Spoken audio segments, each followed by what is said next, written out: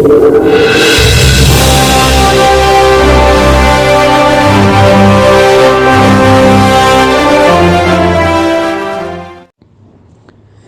फगवाड़ी में अफसोसनाक वाकया पेश आया था, जिसमें 17 साल सलमान तलत पर अब्दुल समद नामी शख्स ने गोलियां चलाई थीं।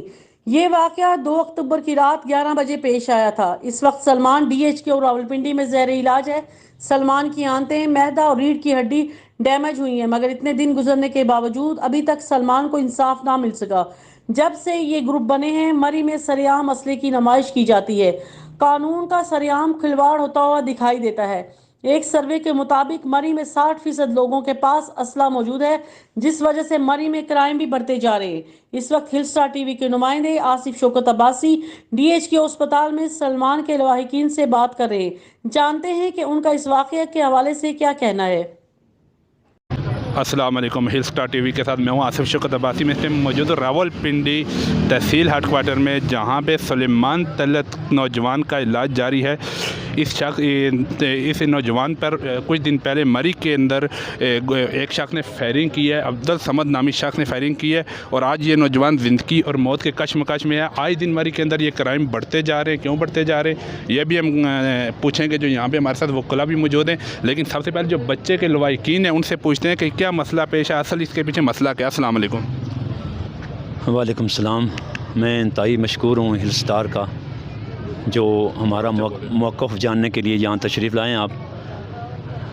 असल में वो हमारा वो पड़ोसी है, अब्दुल समद नामी लड़का जो है वो हमारा पड़ोसी है। बच्चे पड़ोस में खेल रहे थे, उसकी शादी कोई दुश्मनी तो नहीं थी? नहीं, दुश्मनी कोई भी नहीं थी। तो वो खेल रहे थे, तो उसने बस अपनी दहशत को कायम करने के लिए, बरकूबर ढोप डालने के लिए, छोटे बच्चे थे, उन बच्चों में उसमें 6-7 साल की एज का फ़र्क है, उनको दबाने के लिए कभी इसको फायर किए, दूसरे को, जिस तरह बच्चों ने बताया। हमें तो उस वक्त पता नहीं चला, इतनी इत्तला मिली मुझे कि उसको मोटरसाइकिल का एक्सीडेंट हुआ है। तो मैं हॉस्पिटल पहुंचा, तो बाद में पता चला कि इसको गोली लगी है। हम फ़ौरन आ गए, मैं इसको पुलिस को लेके यहाँ पिंडी आ गए, लेकिन ये ना पता चले कि गोली किसने मारी है, क्या हुआ है, किस जगह पे लगी है, क्यों लगी है। फिर हमने इसको अपनी FIR को हमने उसको गुमनामी की कि हमारे पास ऐसा एविडेंस कोई नहीं था।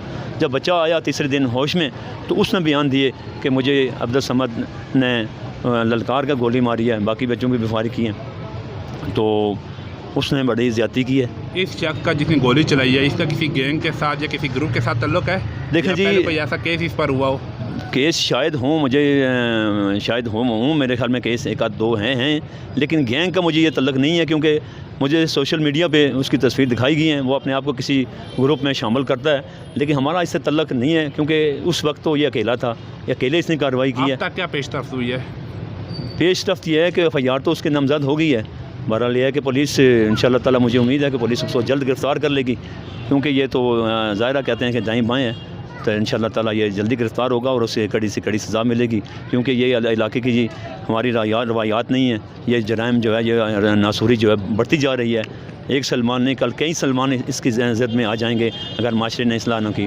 तो मैंने पूरी उम्मीद हूँ इंशाअल्लाह हमारा पूरा इलाका, उसकी फैमिली, पूरा इलाका जो है हमारी, वो मेरे साथ हैं, क्योंकि उसने जुल्म किया, ज़्यादती की है। अभी वो उसकी पोजीशन जो है क्रिटिकल पोजीशन है, क्योंकि बैक बोन में उसमें जो है ना वो हड्डी टूटी गई है, वो उसका हमारा जो वो टूट गया है।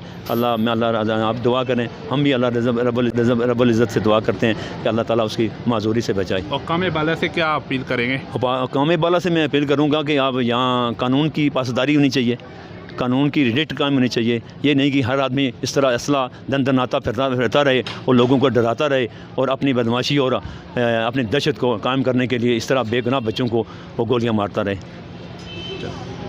यहाँ के जो इनकी यूसी फगवाड़ी, वहाँ के चेयरमैन भी हमारे साथ मौजूद हैं।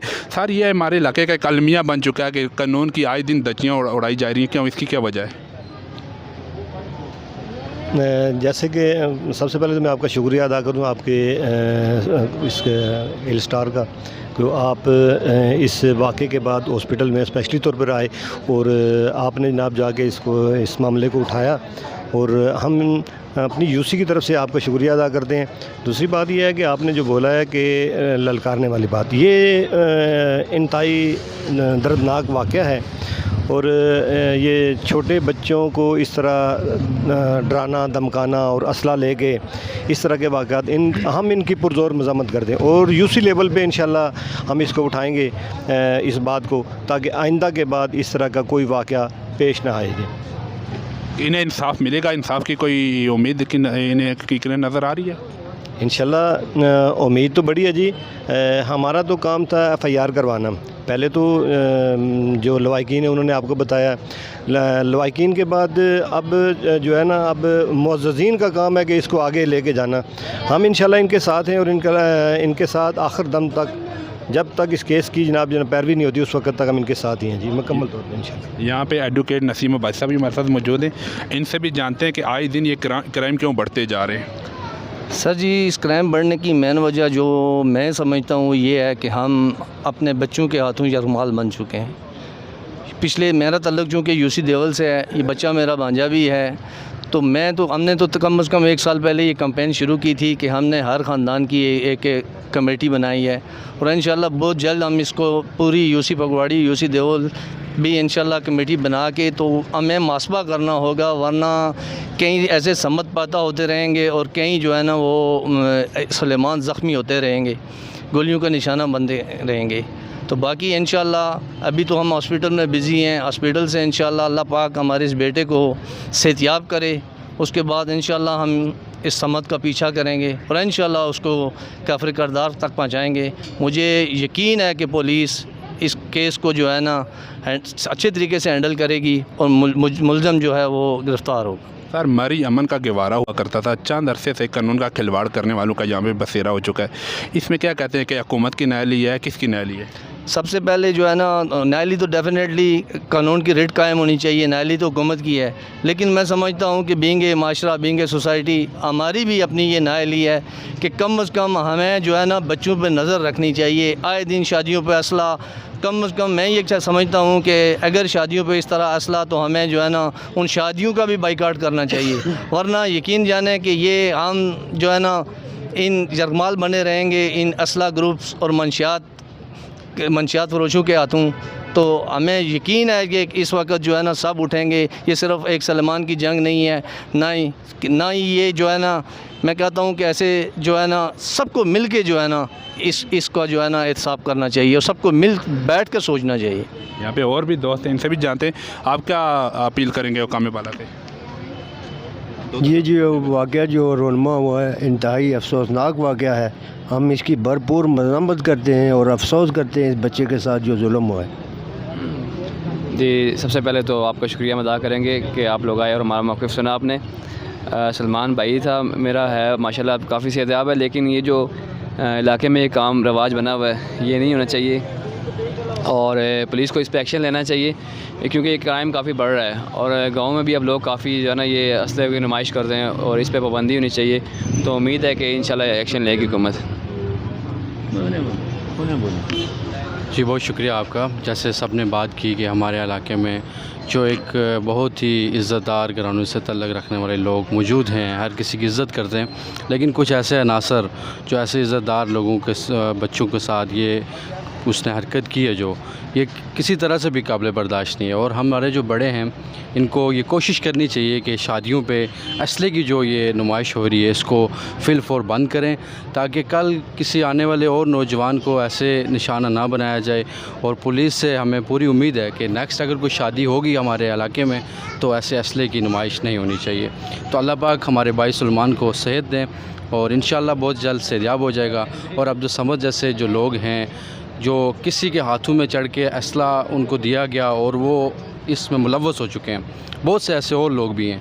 तो बस यही अपील है कि ऐसे लोगों से उनको समझाया जाए, उनको अरेस्ट किया जाए, ताकि आइंदा ऐसा कोई हम पेश ना आए वाक़या। बहुत शुक्रिया आपका। असले की आए दिन नुमाइश बढ़ती जा रही है, इस वाले से क्या करेंगे? सॉरी, मरी के अंदर जो है सरेआम असले की नुमाइश जो बढ़ती जा रही है, जिस तरह भाई ने बात की शादियों के अंदर या ऐसे मौक़ों पर।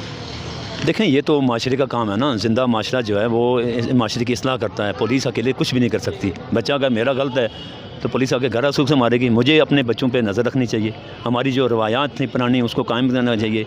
अब ये हवाई फायरिंग है शादियों पे और बहुत ज़्यादा हो गया, और ख़ास करके हमारे पहाड़ी इलाकों में बहुत ज़्यादा हो गया, बहुत ज़्यादा हो गया। मैं कह रहा हूँ, मैं भी उस चीज़ में शामिल हूँ कि मैं इलाके का नंबरदार हूँ, तो मैं आवाम से गुजारिश करूँगा कि जो है जो सोसाइटी जो है ना वो यकजा होकर इस पे काम करे और बड़ी मुखलसाना काम करे, ताकि ऐसे इक़दाम जो ना वाक़यात जो है रोनमा ना हों। जी नाज़रीन, आए दिन ऐसे क्राइम मरी में बढ़ते जा रहे हैं, सरेआम फायरिंग होती है, लेकिन जब इन लोगों को पुलिस वाले अरेस्ट करते हैं कुछ घंटों के बाद ये लोग दोबारा उसी मुकाम पे होते हैं, वहाँ पे होते हैं। कोई कानून नाम की चीज़ नहीं है।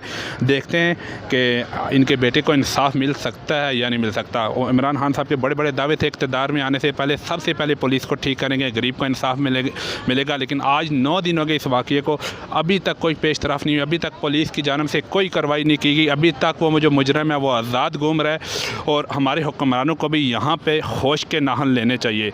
अगले एक नए प्रोग्राम तक अपने मेज़बान आसिफ शौकत अब्बासी को इजाज़त दे। अल्लाह निगहबान।